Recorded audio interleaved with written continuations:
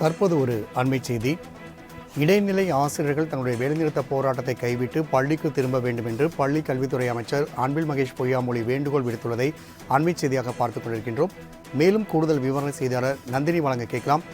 நந்தினி, தற்போது இடைநிலை ஆசிரியர்கள் போராட்டத்தை கைவிட்டு பணிக்கு திரும்ப வேண்டும் என்று அமைச்சர் அன்பில் மகேஷ் பொய்யாமொழி வேண்டுகோள் விடுத்துள்ளார். மேலும் இது குறித்தான அறிக்கையில் என்னென்ன கூறப்பட்டுள்ளது, கூடுதல் விவரங்களை பதிவு பண்ணுங்க. வணக்கம் ராம்குமார். ஆர்ப்பாட்டத்தில் கலந்து கொண்டிருக்கக்கூடிய ஆசிரியர்களுக்கு பள்ளி கல்வித்துறை அமைச்சர் அன்பில் மகேஷ் பொய்யாமொழி வேண்டுகோள் ஒன்றை விடுத்திருக்கிறார். அந்த வகையில் ஆசிரியர்களாகிய நீங்கள் தங்கள் குழந்தைகளின் இரண்டாவது பெற்றோர்கள் என்பதால் பள்ளி குழந்தைகளின் கல்வி நலனை கருத்தில் கொண்டு ஆர்ப்பாட்டத்தினை கைவிட்டு உடனடியாக பணிக்கு திரும்ப வேண்டும் எனவும் பள்ளி கல்வித்துறை அமைச்சர் அன்பில் மகேஷ் பொய்யாமொழி கேட்டுக் கொண்டிருக்கிறார். கேட்டு ஒரு வார காலமாக தொடர் ஆர்ப்பாட்டத்தில் ஈடுபட்டு வரக்கூடிய ஆசிரியர்களின் நிலையை கருத்தில் கொண்டு இந்த வேண்டுகோளை விடுப்பதாகவும் பள்ளிக்கல்வித்துறை அமைச்சர் விளக்கம் அளித்திருக்கிறார்.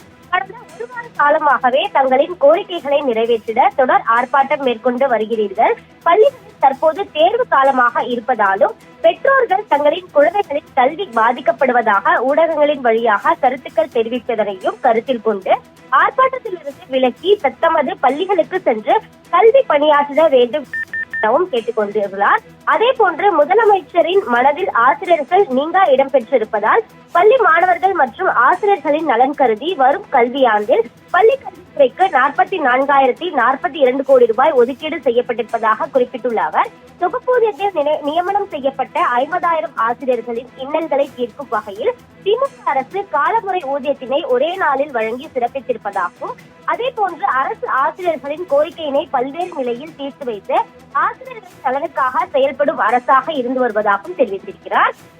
அது மட்டுமல்லாமல் இந்த ஆர்ப்பாட்டம் தொடர்பாக ஏற்கனவே அரசாணை வெளியிடப்பட்டிருக்கக்கூடிய நிலையில் ஆசிரியர் சங்க பிரதிநிதிகளுடன் 3 சுற்று கருத்து கேட்பு கூட்டங்கள் நடத்தப்பட்டிருப்பதாக குறிப்பிட்டுள்ள அவர், இந்த பொருள் சார்ந்து விரிவான அறிக்கையினை முதலமைச்சரின் கவனத்திற்கு கொண்டு செல்லப்படும் என தெரிவித்துக் கொள்வதாகவும், இதன் காரணமாக குழந்தைகளின் கல்வி நலனை கருத்தில் கொண்டு ஆர்ப்பாட்டத்தினை ஆசிரியர்கள் உடனடியாக கைவிட்டு பணிக்கு திரும்ப வேண்டும் எனவும் பள்ளிக் கல்வித்துறை அமைச்சர் அன்பில் மகேஷ் பொய்யாமொழி வேண்டுகோள் விடுத்துள்ளது குறிப்பிடத்தக்கது. நந்தினி, தகவலுக்கு நன்றி.